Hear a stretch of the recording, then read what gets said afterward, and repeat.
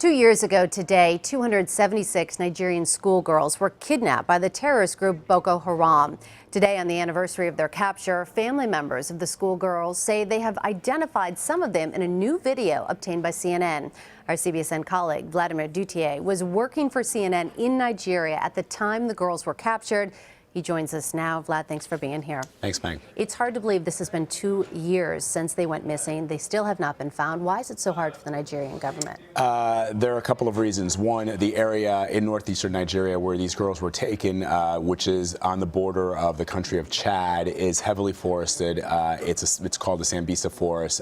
The Nigerian military doesn't necessarily have the capabilities of going in and tracking these girls. There has been, up until the recent election of the new President Muhammad Buhari, a lack of political will, some say. We spoke, when I was there in Nigeria, I spoke to the governor of the state where these girls were from, and he said he was not getting any real help from the Nigerian military. The Nigerian military up in northeastern Nigeria has been on its heels. The terrorist group Boko Haram has major league weapons at their disposal, including, according to some reports, anti-aircraft weapons, weapons that they've either stolen or bought over the course of a number of years. And so the idea of sending a soldier who doesn't make a lot of money, who is probably poorly equipped, into an area where he has to take on an entrenched terrorist group is something that not a lot of soldiers and military commanders want to do. Here in the U.S., if something like this were to happen, we've got Amber Alerts in place and other things that alert the public. Right. Anything like that. We're talking about more than 270 girls kidnapped. That blows the mind, right? When Yes. you think about it, that when there's a child missing in the United States, the entire country, we in the press and the police, and there's so many forces marshaled into trying to find that one child.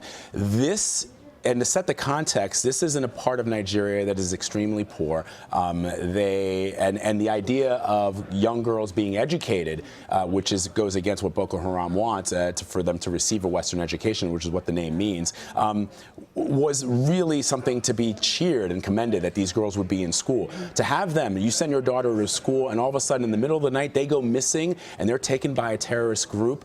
It boggles the mind to know that there are so many children that were taken like that. The government at one point, early in the investigation, or early as we started to report this, tried to tell us that they had located the girls, and all of a sudden we started getting phone calls from parents saying, my child is still missing. I don't know what the government is saying. There was a sense that the government was trying to get in front of this story before it blossomed into a thing that has now become a worldwide phenomenon where people use this hashtag, Bring Back Our Girls. It just is unbelievable to think that this could happen in this day and age, but it certainly has in Nigeria, and it continues to happen. This is the most publicized incident. Girls go missing almost every day in Nigeria. People are slaughtered every day. Over the last 6 years or so since the insurgency of Boko Haram began, Human Rights Watch, Amnesty International, other groups say at least 20,000 people have been killed by this group, 1.5 million people displaced. It's like having a 9/11 every single year in this country. Unbelievable. We hear so much about ISIS. We don't hear a lot about Boko Haram. Tell us a little bit more about their motives as a terrorist group. This is a group that was formed in 2009, early 2009. Ultimately, their charismatic, some say charismatic leader, Mohammed Yusuf, was killed in police custody. And all of a sudden, that became the impetus for this just trail of destruction that they've left across the country. There is a sense that from a lot of analysts that this is a reaction to the corruption and the Western influence that people in Nigeria feel. Nigeria is a major oil exporter. It is one of the wealthiest. I know it seems hard to believe. Nigeria is one of the wealthiest countries. It is the economic powerhouse of Africa, the giant of Africa. Over 170 million people live there.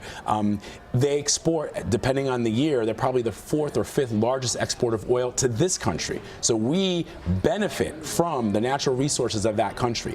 But it is the power is shared by only a very small few people.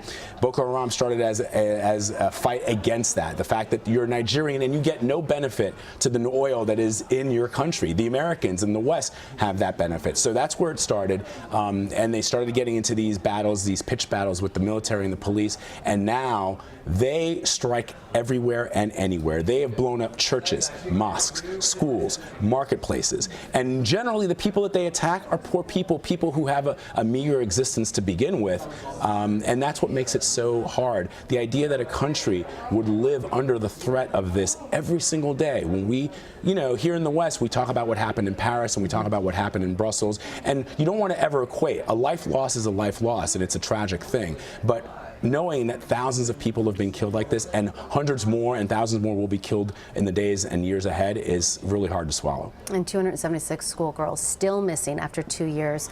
Vlad, thank you so much. Such a unique perspective after being there in Nigeria. I appreciate it.